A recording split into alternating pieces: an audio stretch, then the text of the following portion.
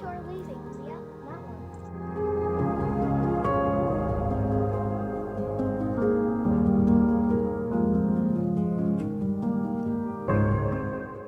Farmer Gordon's land.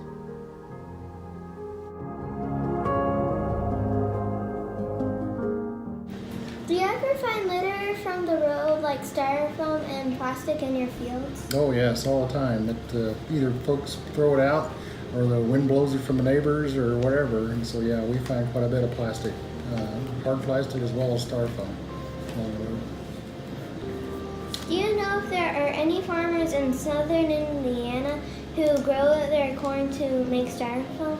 Exclusively for styrofoam, that's a hard one. I'm not aware of any ones that specifically grow that as a specialty crop. I suspect the starch in field corn would go any number of places, either animal feed or in products like styrofoam. So it depends on where it ends up at. Like if we ship it to an elevator, like on a river, like Consolidated Barge and Drain, they could ship it any number of customers, and those probably include styrofoam manufacturers. Do you think we could make more jobs for farmers if we grew corn for styrofoam? They have a wider market, not only domestically, for internationally for starch-based, and there I say corn-based or wheat-based would probably satisfy any of those. It's a sugar derivative, if I understand it right.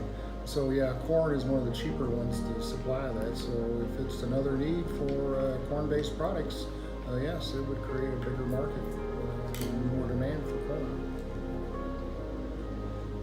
Do you think corn styrofoam would be better for the environment?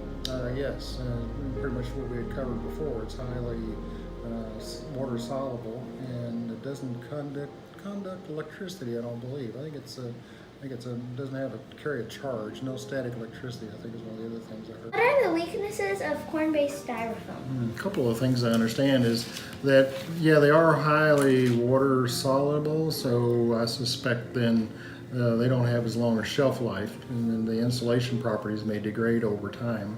That's what and in a high moisture environment, unless they add something to it to make it last longer. But that's always a downside to some things, so it's pluses and minuses. But overall, if you look at it from an environmental standpoint, it has many more positives out there.